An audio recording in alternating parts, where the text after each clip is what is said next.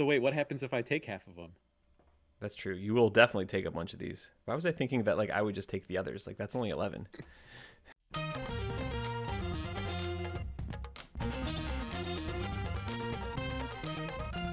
Very merry, happy edition of the D3 Datacast this week to whoever you are, wherever you are across the Division III basketball landscape. Welcome into another week. This is a fun episode we do every year, Matt. We love a way too early contest, and we're going to do that again, trying to make ourselves look silly, prognosticating on which 21 teams we think could be in those coveted at-large spots heading into tournament time. Yes, there's a lot of season to play, but like we said, love a way too early contest. And we're at the point of the year, maybe we haven't idea or think we could have some sort of idea of who those tournament contenders are. So we're going to do it draft style. Matt and I will take turns. But before we get there, we've got a fresh 4-point play to go through, taking a look back at what caught our eye over the last week, using the 4 points of the compass to guide us around the country. So, Matt, we're going to kick off with you in the north, as we always do. Kick off this week's 4-point play. Yeah, Zach. Up north this week, let's take a shout out to Augustana, who got a pair of top 10 wins out in the Wisconsin Dells tournament out there. They beat number 8 Calvin 64-60 on Friday night, and then they beat number 3 UW La Crosse 82-75 on Saturday. Augustana is 6-4 now on the season. They've played though one of the more difficult schedules in all of Division III. Up next for them, they have DePauw. That's another difficult game. And then they have CCIW play, the resumption of the CCIW play in January. We know that is a gauntlet of a conference race.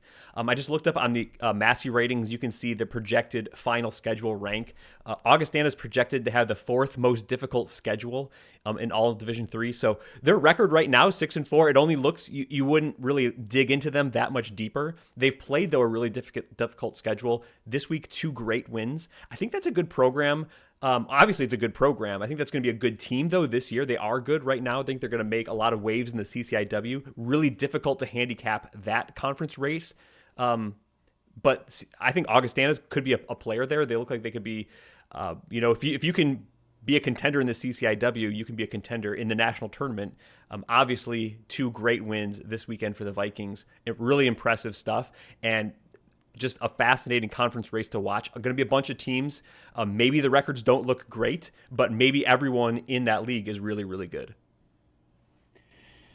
Certainly look like they could be a factor there in the CCIW. Maybe the trick there is that there's, I don't know, 7 or, maybe 7 teams that really look like Yeah. they could go into, the resumption of conference play and say that they could, have a shot there at a conference title. So, with how we've seen NPI play out, if you play a really difficult schedule, you can absorb some losses, and then when you can have a couple really good wins like Augustana got going this past weekend to the Wisconsin Dells tournament there. And then if you are, a contender in the CCIW, you're going to be adding a bunch of other good wins there. So you mentioned the 4 losses already. That maybe is not so problematic if they can, start stringing together some more wins. But regardless of maybe exactly what that means for Augustana, I think it's great news just for whoever might, be that maybe CCIW tournament runner-up, or maybe a 3rd team in the mix there. These are just great non-conference wins that then they're going to be bringing into league play,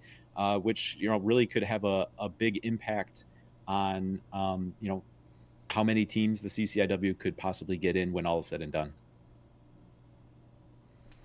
Matt, I am also going to stay in the CCIW for my play here in the north. I'm going to look at North Park, where Colden Van Landingham was just the Vikings' 4th leading scorer in their 108-86 win over Cornell. But his 11 points were notable as they came along with 11 rebounds and 11 assists.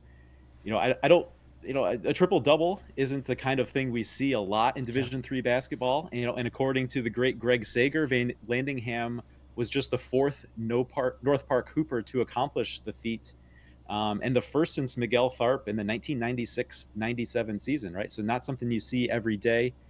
So hat tip, Colden Van Landingham, well done. Doing something kind of historic there in a North Park win. Another program there that I think is going to be a factor in the CCIW race. And Zach, I meant to double check today, and I didn't. So pardon me if this is incorrect. The other day, though, I was tooling around stats.ncaa.org. There's a lot of leaderboard reports you can generate. One is active career leaders, so you can see which active player in Division III has the most rebounds or points. I clicked on triple doubles, and nothing loaded for me. So it might be now that Van Landingham is the only active Division III player with a triple double. It would not surprise me.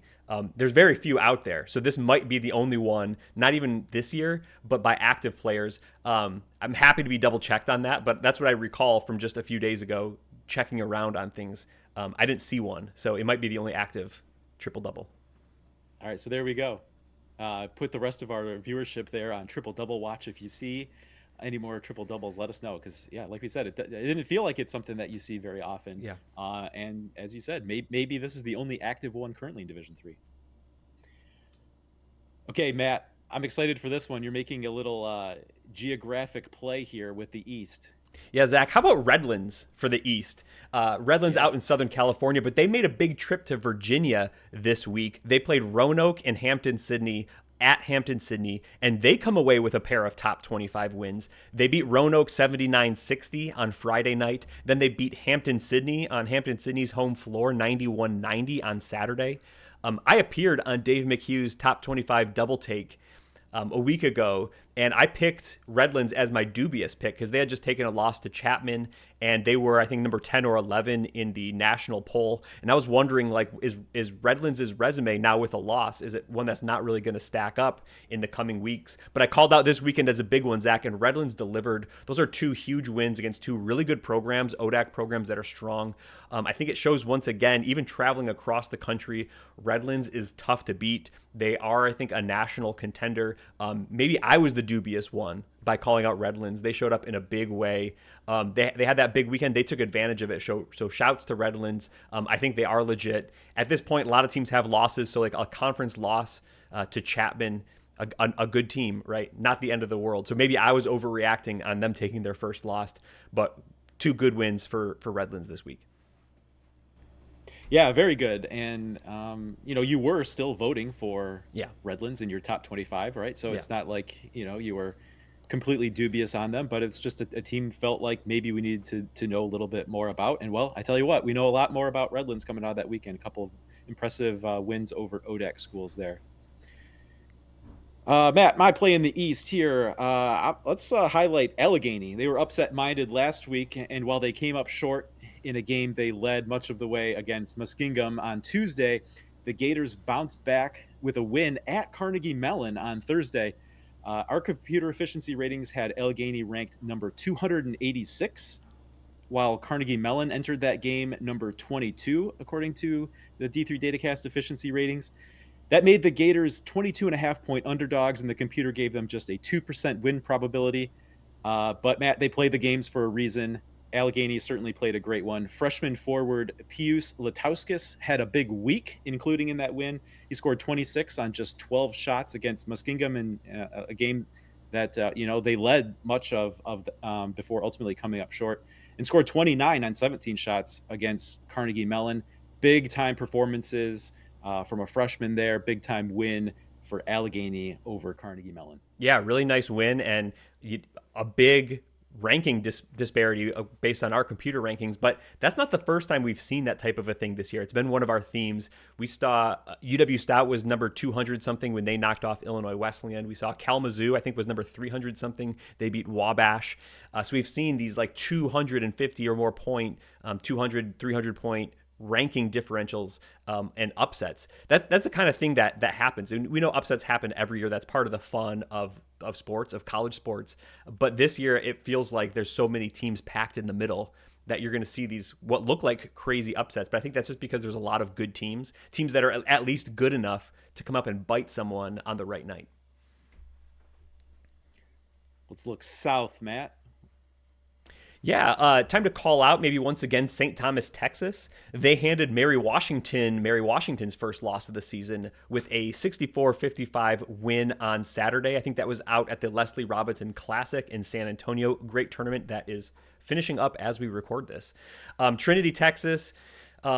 Sorry, St. Thomas, Texas is now 8-1 on the season. They've beaten UW Whitewater. They've beaten Mary Hardin Baylor. They've beaten Trinity, Texas. Now they've beaten Mary Washington.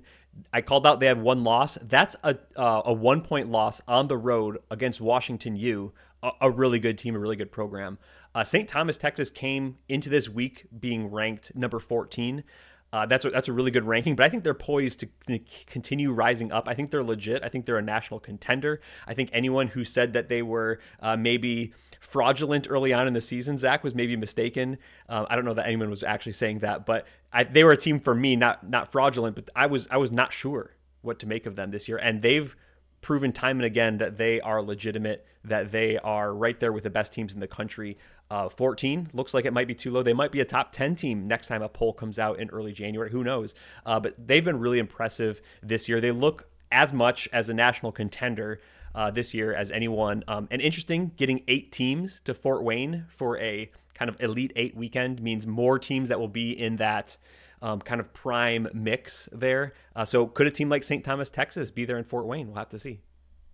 Mm-hmm.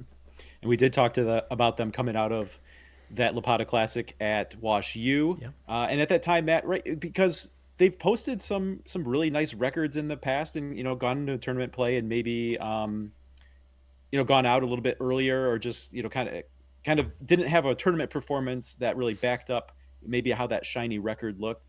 And they don't always seem to play a schedule that gives us a lot of data points to kind of compare across the country. And so we talked about how that was really instructive for us to see them get a win over a Whitewater, which, here we go weeks later, Whitewater's 9-1, that one loss being that St. Thomas game. And then playing the true road game in the championship game there being a 1-point loss to Wash U.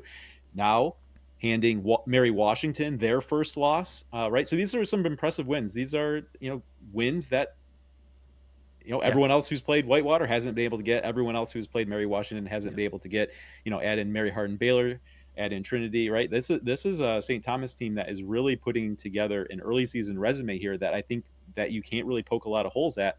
Like you said, definitely looking like a top 10 team. Who has a good resume at this point? Well, St. Thomas has a really good resume. Yeah. All right, by playing the South here, Matt, kind of looking similar. I just wanted to shout out that Leslie Robinson Classic hosted at Trinity, just in general.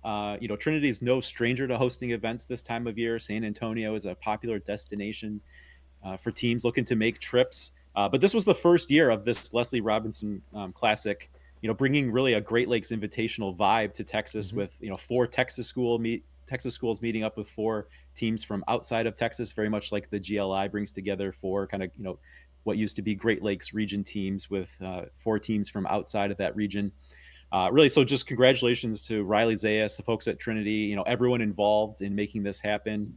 And speaking of the Great Lakes Invitational, I think shout out to Ryan Whitnable. I know behind the scenes he's been willing and gracious to offer his guidance to help as that Leslie Robinson Classic is getting put together to help others become aware of what he's become aware of from his experience running the GLI there. So really, I think this is just the best of #YD3 here. You got some great connections being made across the landscape, leading to just another really great event here on the Division III calendar. Yeah, and I think just interesting that several of those teams, Trinity and Marietta and Mary Washington, happened to participate in both the Great Lakes Invitational and Leslie Robinson. And some teams participated in both and never played each other in either of those 2 events. Yeah. Which is interesting. Well, and add in St. John's, who was a GLI participant last a year ago. Yeah. Was at right. Yeah. Right. But we love events like this. That's what makes the D3 calendar fun. It's D3 is still largely a regional game, right? But some of these national events, national tournaments that teams come in for, we're gonna have the Vegas D3Hoops.com Classic coming up as well. Another great event. But it's fun to see these teams from across the country be able to get together, and we can compare resumes, right? Absolutely. All right, let's finish up with the last point in our compass here, looking west. Yeah, Zach, I'm going to go to Eureka, who had it in mind to host Rockford this past Monday, but a shattered backboard during pregame warmups forced them to make a location change right before tip-off. The 2 teams moved 26 miles to the south east, I believe, to the campus of Illinois Wesleyan, where the Shirk Center was apparently open and ready to host a game in this emergency capacity. So they moved 26 miles from pregame warmups. I think the only delay was about an hour and a half. The 3 o'clock tip was then rescheduled for 4:30. So they moved almost 30 miles, got everything only delayed an hour and a half. That's impressive. Unfortunately for Eureka, I think they could have used the home court advantage. They fell to Rockford 75-63. I think dunking in the pregame warmups used to be prohibited. They changed that rule several years ago, but I think it was to guard against situations just like this. You don't have a backboard replacement handy, or you can't replace it in time without delaying the game for an absurd amount. But that's been off the books for several years now. So you can dunk in pregame warmups, and unfortunately, this did happen. And then Zach, for us, for NPI purposes, I'm not actually sure. Is this still going to go down as a Eureka home game, or is this going to be a neutral court game? We're going to have to figure that out and make sure the NPI numbers are correct at some point. But I have no idea what that call is. And of course, I'm brought to mind was it the Ocean Johnson backboard shattering dunk in that Elmhurst game a couple years ago? Yeah. That was going to be my exact response here to you, because I feel like it's very impressive that it seems like all that was lost was an hour and a half, from the originally scheduled tip-off time. Go to that Ocean Johnson shattered backboard in that Elmhurst game against North Park, I believe it was. Yeah. And that resulted in a delay of at least an hour and a half, if not 2 hours or more. Somehow they're able to avoid that situation here, despite having to relocate, both teams, officials, whatever else, support staff was necessary for that. So that's very impressive. So, good on everyone who made that happen at Eureka. I got to imagine that's probably not that big of a deal for Rockford. They were playing a road game earlier. They just get back on the bus and relocate. Eureka, they probably suddenly had to figure out transportation. And I'm amazed that all this was apparently able to happen so quickly. So, well done on their part. It's kind of a strange but true story. Yeah. A fun one to highlight in this kind of segment. I suppose I didn't see confirmation that the rescheduling of 4:30 actually happened on time, but you're right. To identify the problem, make phone calls, get arrangements, get teams and officials transported, and then rewarm up and have event staff. Like, someone had to probably unlock the doors. That's incredible. So great job by everyone. Great job by Illinois Wesleyan making their facility available. That's like a great why D3 moment of kind of people helping people to get this game on. All right, we had Eureka. Matt, I'm going to make it a SLIAC sweep here in the West. And speaking of Ryan Whitnable earlier, he was able to use a trip to St. Louis to highlight and take in a game at Westminster, Missouri this past week. To anyone who follows him on X.com, they were able to see some cool photos from a really historic gym, which we highlighted in episode 5. Ooh. Episode 5 of the D3 Datacast, when we talked about D3 hoops bucket list items. A historic gym that, I believe it was the site of a historic Winston Churchill speech there, is what, kind of made that a bucket list item for one of the venues in Division III. But Matt, the game was pretty good in its own right. The hosts were 16-point underdogs to Loras, according to our computer, with a win probability of just 7%. So maybe not quite as drastic as that Allegheny game highlighted earlier, but it was the efficiency ratings number 302 versus number 49. But the underdogs got the 84-79 win. Good on Ryan. He picked the right day to show up. Fun to see that highlighted, be able to kind of experience that game a little bit differently. Having some of that stuff play out on social media, and a great upset win for Westminster in the process. Yeah. I think one of the great things about Division III basketball, over 400 teams all across the country. If you're traveling this time of year, why not do a little search and see which types of teams and gyms are near you? I'm hoping my family's going to take a little trip between Christmas and New Year's. I think there's a game we might be able to get to near where we're attending. And I think that's maybe the fun thing about Division III. Check out some other teams. So that wraps up this week's 4-point play. So Matt, if you're ready to get onto our Pool C fantasy draft, that's up next. Are you ready to move on? Yeah. No new top 25 ballot this week, so nothing to talk about there. So, Zach, we've done this. I think this is our 4th time maybe doing this at-large bid, this Pool C, we call it, fantasy draft. So here's what we're trying to do. We're each going to make 11 picks, and we're going to try to guess who the 21 at-large will be. At-large bids will be for the NCAA tournament coming up here in 2026. That's not changed on my screen, but that should be 2026 NCAA tournament. We'll change that on the back end when we go to the 2-box. Those are those, yeah, Pool C is at-large bids. We're going to alternate our picks, and then after pick 10, we're going to do a snake draft to try to make it fair. And we're going to score this. Even though it's just for fun, we're going to have to keep track and see who wins. 3 points for a correct pick. Team that ends up in Pool C, that ends up in at-large.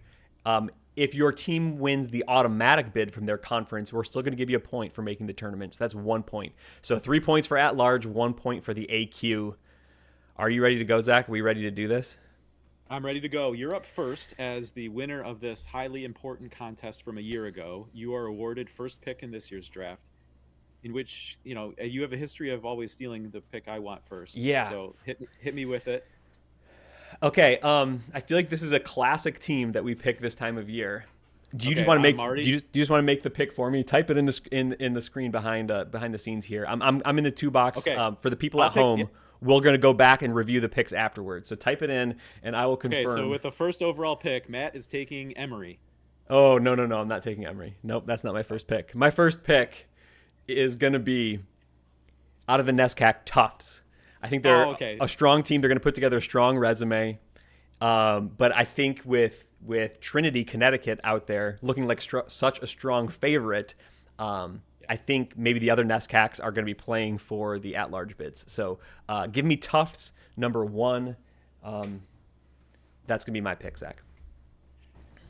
I like it. Okay. I thought you were trying to do a repeat of an Emory steal there. Emory was not going to be my first pick, so I'm not going Emory here, Matt. I'm going to stay in the UAA, though, and I'm going to go with the University of Chicago here. I think they're definitely one of the contenders there in the UAA, but with at least 3 teams in the mix, I'm going to put the odds of Chicago winning at sub 50%, which would knock them to at-large status. Give me University of Chicago. Okay. University of Chicago was top 5 on my board, so that's a good pick. Yeah. All right, Zach, I am going from the NESCAC to the NESCAC, and my next pick is going to be Wesleyan. Similar reasons. I think that they have a strong resume, or that they will be able to put together a strong resume. But I also believe the Trinity, Connecticut of it all means that there's going to be a lot of opportunities. Not saying they couldn't get upset in the NESCAC tournament, but there's going to be a lot of opportunities for other teams to not win that Pool A. I think maybe Wesleyan is going to be one of those.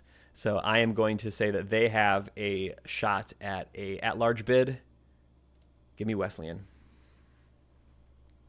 All right. Well, my second pick there, I will stay in the same conference I picked first from, and so I will take Wash U here. All right, Wash U was number 3. I guess I'm saying I guess I'm saying I'm expecting Emory to win the UAA. Yeah. Well. But we'll move on. All right, Zach. My 2 teams already, Tufts and Wesleyan, were my first 2 on my board. Wash U was number 3, and University of Chicago was number 5. So I'm going the sandwich team in between those 2 UAAs. Out of the UAA, I'm going to go with Emory. My third pick. We've been trying to get them picked here for several picks. But I think for me, the UAA is so good and so deep. We know.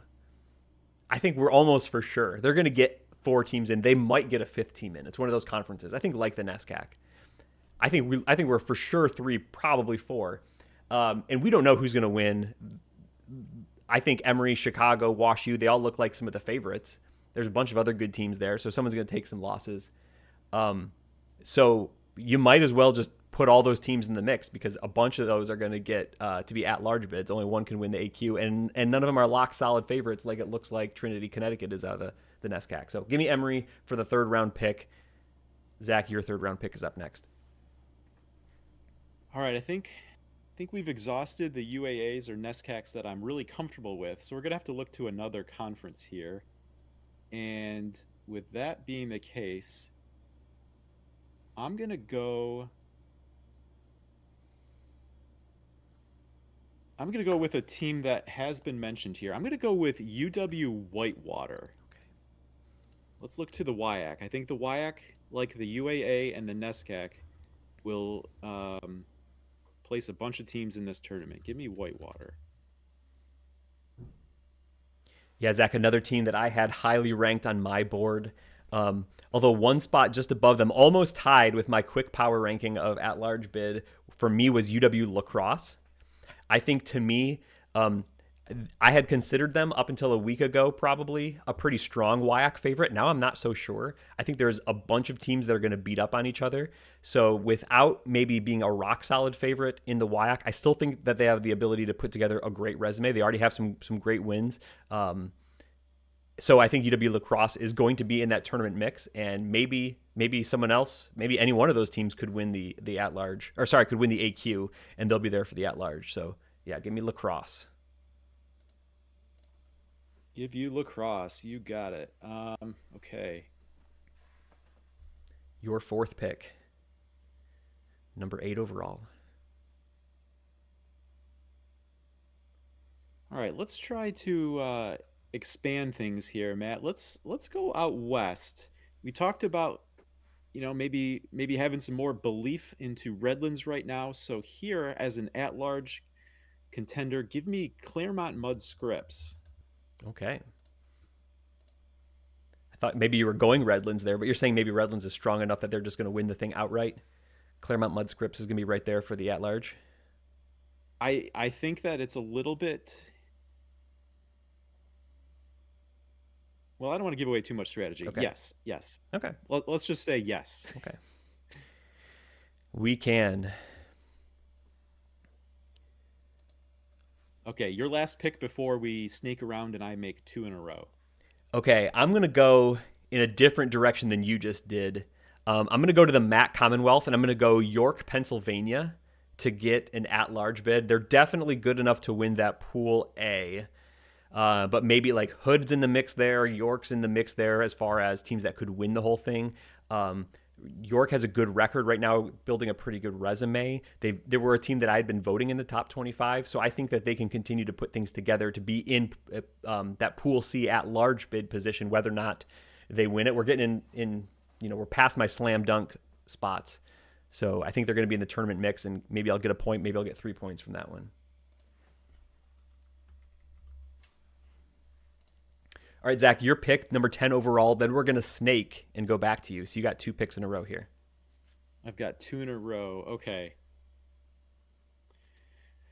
All right, I'm not quite sure what to make of this conference race overall, but I'm feeling good about this team. And so if I need to fall back on the 1 point that we're awarding in this contest for teams that do win their automatic qualifier, I'm okay with that.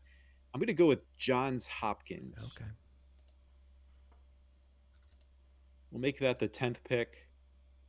And then coming back around for my second in a row. Matt, let's just throw another UAA in the mix there. Give me NYU. Okay. Yeah, it definitely feels like what's that? Our 4th UAA team feels like they can get 4 bids in. So if those are the 4 teams, then I think we're all getting points there. Definitely going to be a gauntlet of a conference race there for the UAA. So it's my pick. This is my 6th pick, number 12 overall. Zach, I'm going to go to the ODAC. It might be a little bit of a reach here, but I'm taking Roanoke. I think that they're going to be able to put together a tournament resume. Right now, though, I don't think they're one of the favorites in that conference tournament. We know that could be a wild tournament. But with particularly Randolph-Macon looking strong, I think I'm banking on Roanoke putting together a tournament quality resume and getting them in.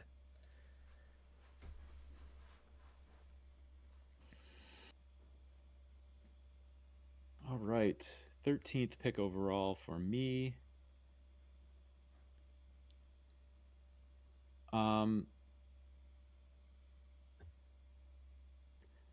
going to go with UW Eau Claire here. Okay. They're a team that, the schedule's been a little bit soft, but the computer's been liking what it's seeing out of that. I feel like they've got a real chance to be kind of that, maybe not to the extent that we've seen over the last couple of years with Trinity, Connecticut, and Wesleyan. But that team early on that the computer really liked, despite the soft schedule. And if I think the WIAC will have a lot of bids this year. It's looking like that's how it's going to shape up. So give me Eau Claire. All right, Zach, I started Northeast heavy. I'm going to come back to the Northeast here for Babson out of the NUMAC. I think that they're a team. We're the second half of this contest here, so we're teams I'm less confident about their tournament chances overall. But I think if Babson in their bigger path looks to me to be the at-large bid, they could definitely win that NUMAC AQ.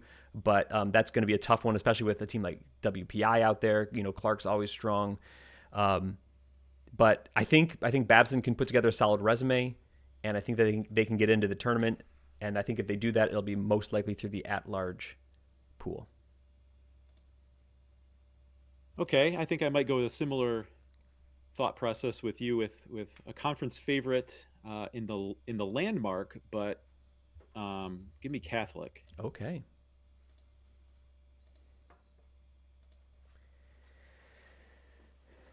Zach, I'm going to go. You took Claremont Mud Scripts. I'm going to take the other one out of the other big heavy hitter out of the SCIAC. I'm going to go with Redlands. One of those two looks like the favorites to me. Tough to tell which one. I think I've been voting Redlands a little bit higher of late. Well, maybe that switched last time. But it kind of feels 50-50 to me, so I might as well take Redlands because I think that they're going to be able to get into the tournament either way. So if they can't win that conference tournament, I think they'll be at-large viable.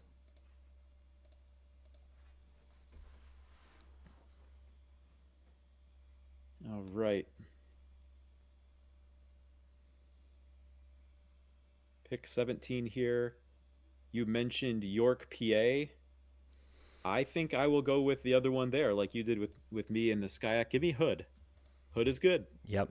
And it feels right now, right, like one of them is winning the AQ. The other one could have put themselves in a good position to be at large. Matt Commonwealth could very well be a 2-bid league. So I think that's a solid pick right there. Okay, Zach. I almost pulled the trigger on something that I wasn't super comfortable with. Okay, I took Babson. I'm gonna follow that up 2 picks later with WPI. I think the NUMAC is good enough, and I think we've seen this in this league enough that maybe the number 1 seed, if that happens to be WPI, isn't just going to come out of the tournament unscathed. I think if they don't, they're the type of team that could put together a tournament resume. So WPI out of the NUMAC, I think, is my pick there in the 9th round. Okay, I'm going to go with Montclair State here. Ooh, We've wow. talked earlier this season how the NJAC situation is completely different than the NJAC situation we saw a year ago. And I think Montclair State so far has kind of elevated themselves to favorite status there. But, when we're dealing with a conference tournament, and especially in the NJAC, it seems like something funky always happens. So that could send its team like Montclair State, even if they are some sort of preemptive favorite here at this point in the season. I like the fallback for at least having a point here. All right. Okay, Zach, I'm going to take our second landmark pick. I'm going to go with Scranton. I think you're right. You're a believer in Scranton. I think I'm a believer this year. I think that they could continue to put together the type of resume that would make them to be at large viable. And like you mentioned with the Catholic pick, I think Catholic is probably still the favorite. So that means if Scranton can continue to have the type of season they're having, then maybe they're just in line for an at large bid. Okay, I'm going to wrap up my draft here with another NESCAC. I feel like there's room for another NESCAC in this draft, especially at this point. Is this another one of those NESCACs that the computer really likes early on? Give me Bates. Yeah. That was a team that had been higher up on my board, and I was picking below them, thinking that I could maybe snag them last. And that's a team I'm not sure of. Our computer likes them quite a bit right now, and it'll be interesting to see when their competition level increases what will happen here. But Bates could be a sneaky great value pick at number 21 overall for you. Yeah, but here's the thing: even with what they've played so far in 9-0, like NPI current season to date Yeah. likes what It they've likes what done, they've done. right? So Yeah. I feel like there's a basis there, plus the Yeah. computer liking what they've done. So, if they can be just like competitive in the NESCAC, they should be in great shape. Yeah. All right, Zach, for the last pick for me is going to be Dubuque out of the American Rivers Conference. I think that they're the favorite in that league. It's not as deep or top heavy of a league as it's been, so they could maybe just win the thing outright. But I think if they don't, I think they feel like a team that is, of the teams remaining that we haven't already picked, right, is quite likely to be in the tournament at this point. So maybe they win the Pool A, win the AQ. If not, I think that they will have a really good shot at the at large. So Dubuque there for my last pick. Zach, if we've got everything filled in, I'm going to go back to the slideshow view for the crew out here. There it is. Yep. So that's our picks that you can see. We picked 22. There are only 21 spots for at large. So it'll be interesting to see how many we get right. We know almost, not quite by definition, almost by definition, we know several teams that we've picked here will probably win their conference tournament. Like we picked maybe the 3 top seeded NESCAC teams, maybe. We've picked 4 UAA teams. We picked 3 UW teams, although like Stevens Point or Oshkosh could just as well win that thing. So we'll have a bunch that win their AQ, but we'll see how many of the other ones we end up with that are actually at-large selections into the tournament here. Matt, you want to go ahead and remind our audience how they can follow along on the developing playoff or tournament picture Yeah. as we go through the season here? Good opportunity, I think, to do that. Yeah, if you go to d3datacast.com, you at the top of the page, there's some link bars. If you go to NPI, hover on that one and then go down to the NPI projections. For men's basketball and women's basketball, there's 2 views there. If you scroll down, the first one is Bubble Watch, and that just shows each team's at-large chances should they not win their automatic qualifier from their conference. So assuming they didn't win it, how often in our 1,000 simulation runs did they make the tournament at that point in the season? And then further on down is just kind of a breakdown of every team in the country of what their average NPIs are, what their tournament chances are, if they maybe make their conference finals, their conference semifinals, what their chance of being in the top 16 or top 4 overall are. NPI projections, that's the page to go and find all of this stuff. Zach, I think from my reading, you and I both leaned on that pretty heavily for our drafts here, picking teams that we thought our computer simulations are showing right now are quite likely to make the tournament.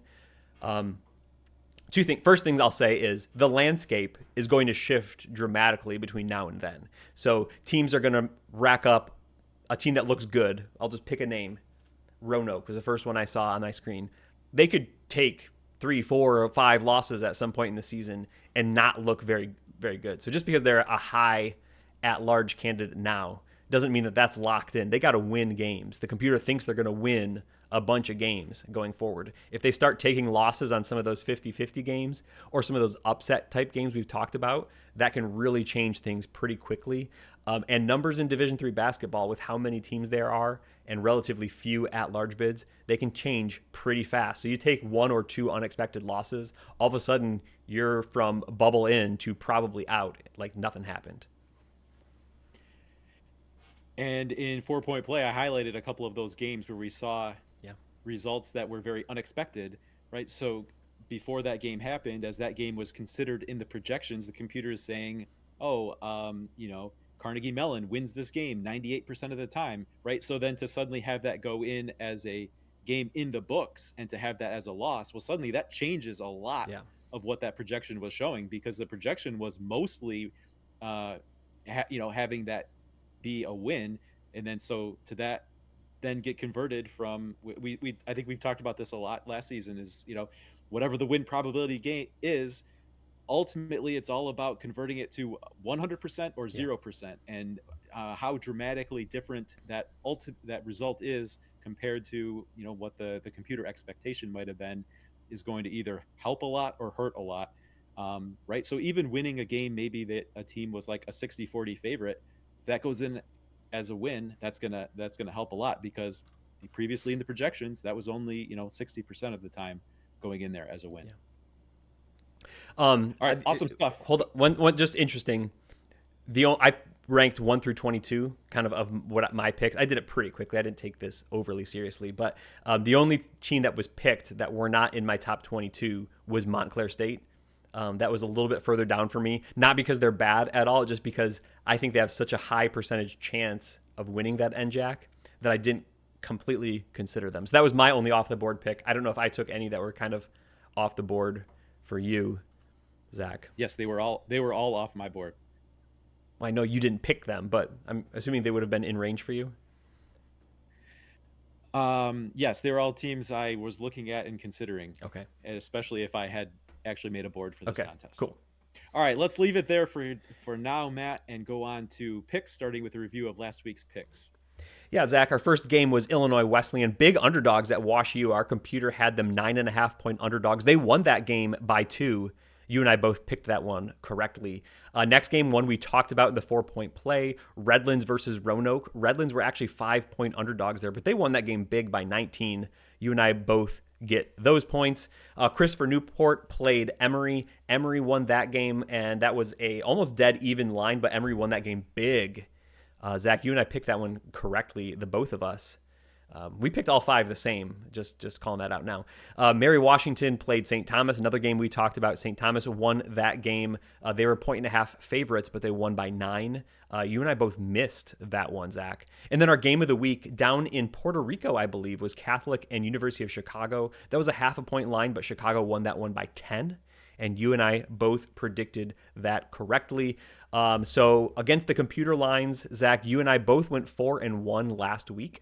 Overall, you're 19-15 with 1 push, and I'm 26-8 with 1 push. So let's go to this week's slate. A little bit of a thin one with teams kind of taking the Christmas holidays off, but we were able to pick 5 games for us here to follow. First game here is Olivet at Rose-Hulman. This is a 2-point computer line, a December 23 Tuesday game. Zach, how do you pick this one? I'm going to go with the Olivet Comets here. We knew that they had a tough schedule, but I would say even based on that, Olivet has a little bit come under my expectations. I think that there's still a higher level of play for Olivet to hit. Just a 2-point line here on the road. I will take Olivet. Yeah, Zach, I'm going to take Olivet too. Maybe for me, it's a little bit of a wishful or hopeful thinking here. I think Olivet needs to do the MIAA a little bit of a solid and get some non-conference wins here. Here's a winnable game against Rose-Hulman. It's a tough one, maybe a little bit of an underdog here, but maybe they can get the win outright or at least hold it within a possession here. So I'm going to go with the Comets as well. Our second game, December 27, a 3-point line that favors UC Santa Cruz at Puget Sound. Zach, your pick. Yeah, I kind of went back and forth on this one. But ultimately, I'm going to not be afraid of a road favorite here, Matt. Give me the Banana Slugs. UC Santa Cruz minus the 3 at Puget Sound. Okay. Well, Zach, we picked them all the same last week. We picked the first one the same this week, but I'm going to go the other way finally from you. Puget Sound underdogs at home. I'm going to go with Puget Sound. I know UC Santa Cruz has been good. Maybe they've been good the last couple of years, maybe. But I'm going to say the Northwest Conference wins this one with Puget Sound, or at least, keeps it within 3. I can cover this computer line even if UC Santa Cruz wins a close one. Third game here is a really interesting matchup. Ohio Northern are 10-point underdogs against Amherst on December 28. How do you see this one? Okay, welcome to the Pick on Amherst segment of the show. It's been like 4 weeks in a row now. Yeah. It's become kind of a weekly segment here, Matt. So I'm going to go with Ohio Northern plus the 10. Again, we've talked about this. I think this is the 4th week in a row now. It's come up in some form that the computer loves Amherst, currently sitting at the computer's number 13 team.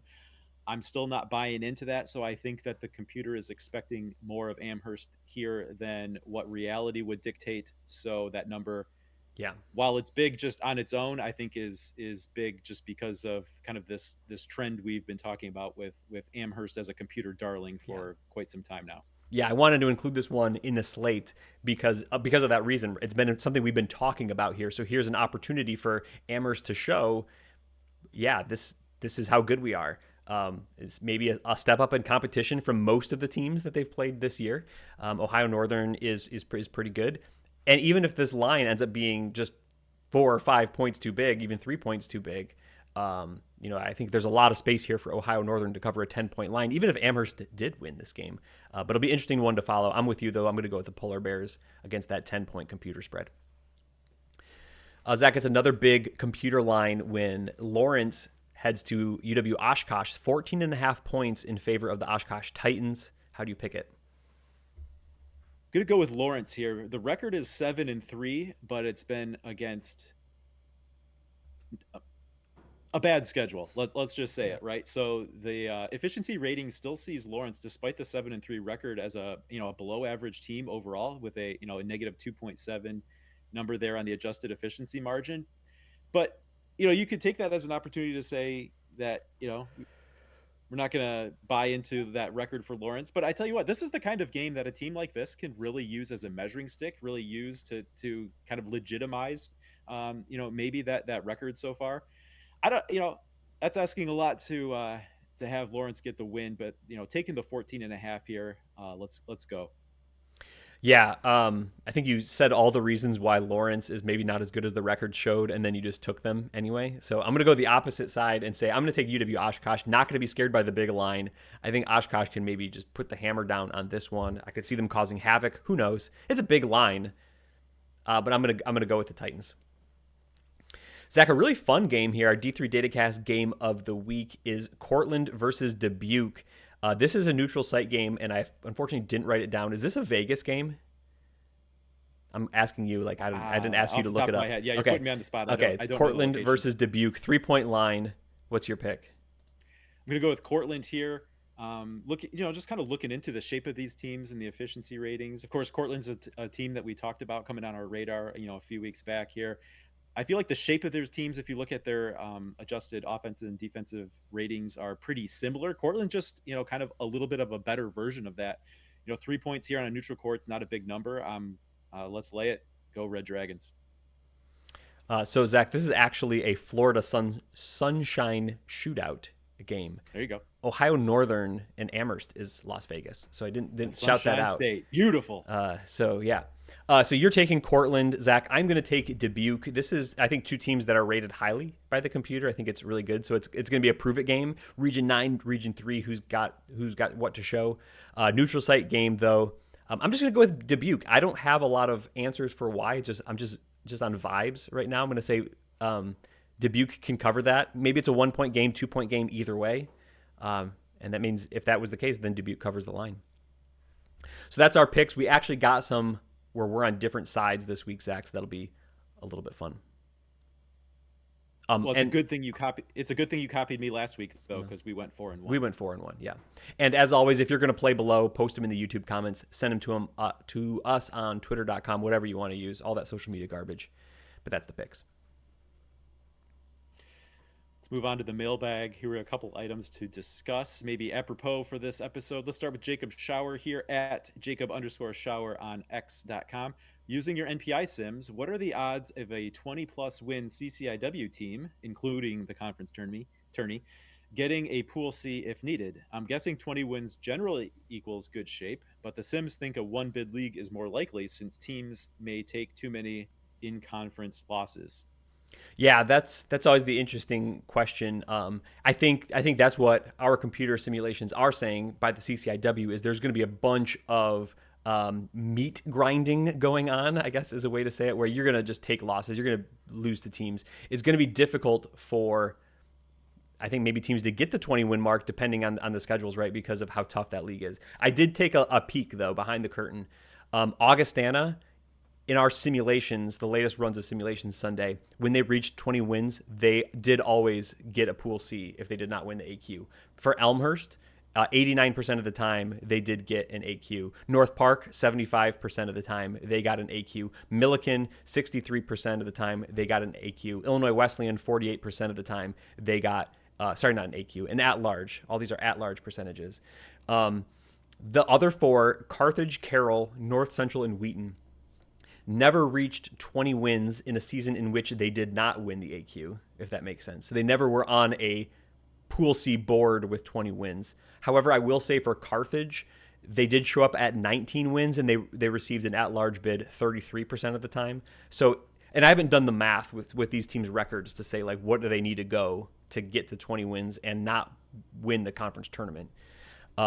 But if Carthage could get there, like if whatever that is, I'm assuming that would be probably 50% or better for them as well. Not sure at all on Carroll or North Central or Wheaton. They weren't really showing up in that zone. But I think you're right. I think 20 wins for a league like the CCIW is usually a pretty good mark. I think you're at least even odds or better to get in if you can achieve that win total and if you don't go on to win your conference tournament and win the 8Q. So I think pretty good numbers for those teams. I think that's just going to be the question.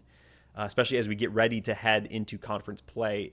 Are there going to be enough paths for enough teams besides the champion to get to that 20-win mark where we're all of a sudden Pool C viable? I think we can definitely get 2 teams in. I think our sims are showing like 1.3, 1.5, but that could easily turn closer to the 2 side of things if we collect the last few of these non-conference wins. And then, is everyone going to go like 8-6? No, that's not enough games. 9-7 in the league, or are we going to have a team that does go like 14-2, another team that goes like 13-3?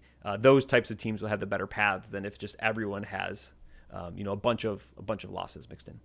Mm-hmm. I think you mentioned that average number of bids number right now. I think this is definitely one that's going to be trending up. It'll be interesting to watch, Matt, because when this question came in, I went to the projections page at d3datacast.com, and I just started looking at that column that you have set up there. D3 wins if at large, and there's the minimum number that shows up in any sim, and then the average number, and you just start going down the list for like what's the average number of wins for any of these CCIW teams in simulations in which they receive an at-large bid, right? So a lot of those numbers are actually under 20, the average number, right? You see a lot of like, a lot of 18.5 or 19. Right. Yeah. A lot of, like that. So I think there's just a lot of uncertainty as to who or how often do these teams get to that 19 or 20 win mark. Yeah.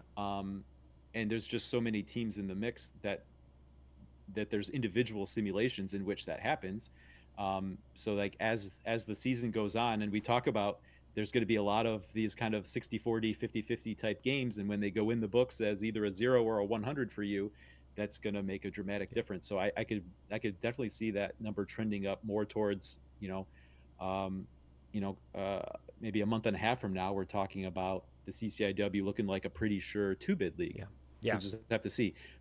I think it's going to be dependent on, is there a group of maybe 3 or 4 teams that can separate themselves ahead of that pack kind of below them, or is it going to be where we're seeing a bunch of meat grinding, as you put it, and even those teams 1, 2, 3, 4 are taking a bunch of losses just because of how competitive of an environment it is. Yeah, I will say I don't know that meat grinding is the term that I want to land on, but that's what he said.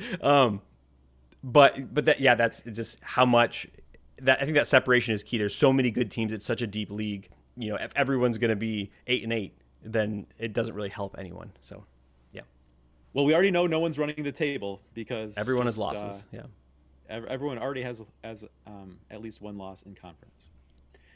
Okay, let's go to the next mailbag question, Matt. We're gonna make this a little 2-bagger in one here, starting with Bob Quillman, who says, I'm starting to think team number 3, whoever that is, and team number 30, whoever that is, are about even. Am I crazy?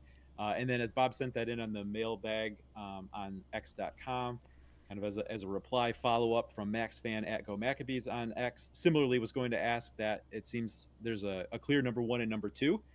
We'll just throw in, assuming that means Trinity Connecticut at number 1 and Randolph-Macon at number 2, a big gap. And then there's not so much separation between number 30 and teams in the 50 to 100 range. Am I crazy?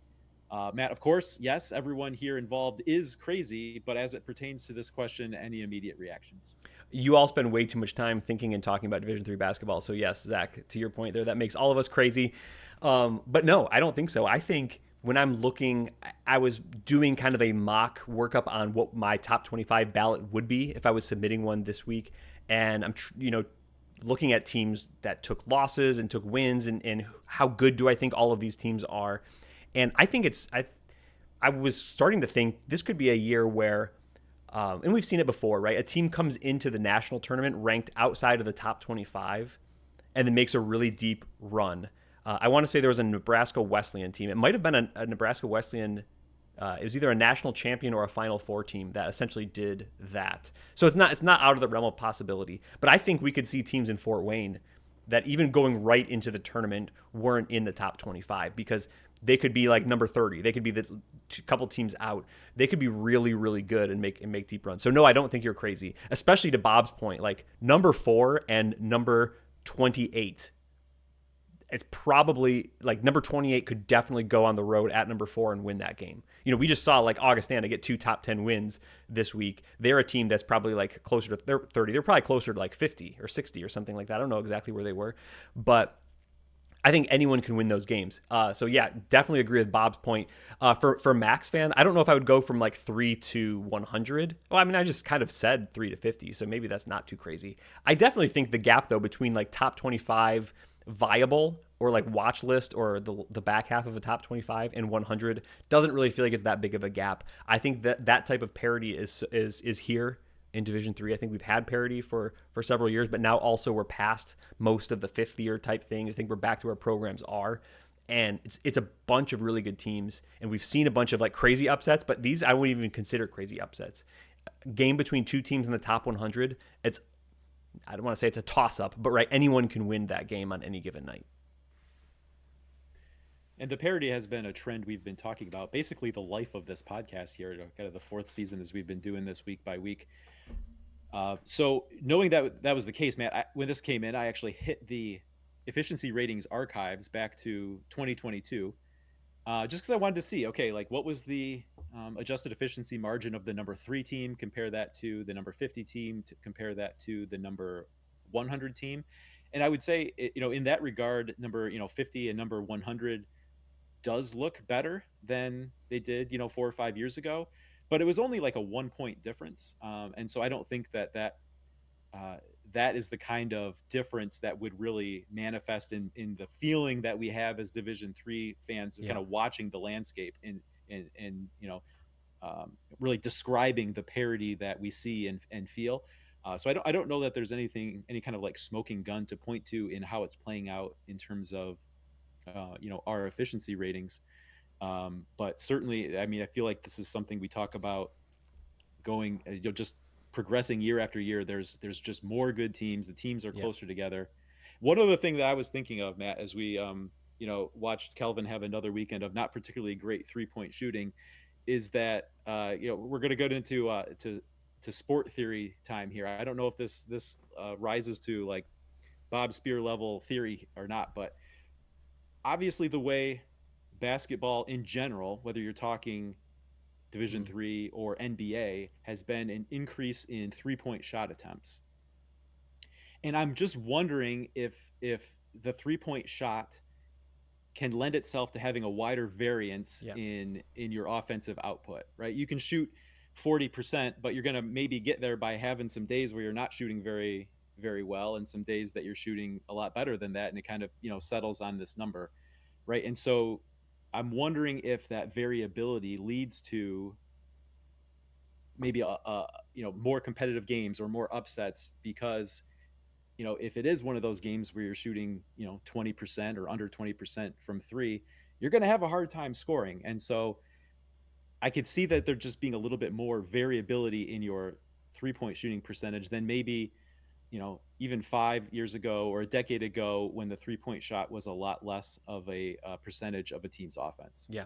Yeah. There's your D3 Datacast theory of the week. Yeah, it definitely makes sense that it is a higher variance play. You get more points, but you make them less often. So if those events cluster together, you make a bunch in a row. We've all been to a game where it's been like, that guy's going to make that shot, and then he hits like 2 more. And you're like, well, that's like a 9-point swing of crazy shots just because he made them. That happens. So yeah, I think that's probably part of it. Large numbers of teams are employing a high percentage of their shots as 3-pointers. and that can lead to higher variance than when everything's inside the paint or trying to get inside the paint or whatever. Although, if 3-pointers are replacing elbow jumpers or something like that, then that's maybe that had a lot of variance to it as well. So maybe there's some of that that's true, and not of all of it was just like it's now more threes and layups versus middle type stuff, right? Right. But if you're going to shoot 20% from three, then your effective field goal percentage on that is like a 30%, Yeah, right? And that yeah, you look at a team that shoots 30%, you're like, that's not any good. right, So right. I don't know, just something that came to mind, right? It's a higher, it could just lead to a wider variation in a team's performance. Yep. All right, let's wrap up here, Matt, with a word of thanks to our supporters at patreon.com/D3 Datacast. I want to welcome back Ted DeBias to the Great Job Team supporter tier there. Appreciate everyone's support, helping us do what we do, presenting these episodes, putting together everything that's available on d3datacast.com without any paywalls, without any ads blocking up or taking up system resources there. It's all made possible because these people see the value in it and they've chosen to voluntarily support what we do. Yeah, Patreon is a platform that allows creators to create a community of support around their content that they create. We have a $3 a month tier and a $5 a month tier. If you'd like to participate in that with us, go to patreon.com/D3Datacast. We'd really appreciate that so much. Thanks to all these people. We have so much fun creating these episodes, watching and talking about Division III basketball. It's just a lot of fun to do. Zach had another fun one with you. We'll see how many of our at-large picks come true. But for now, we're going to have to say, good job, team.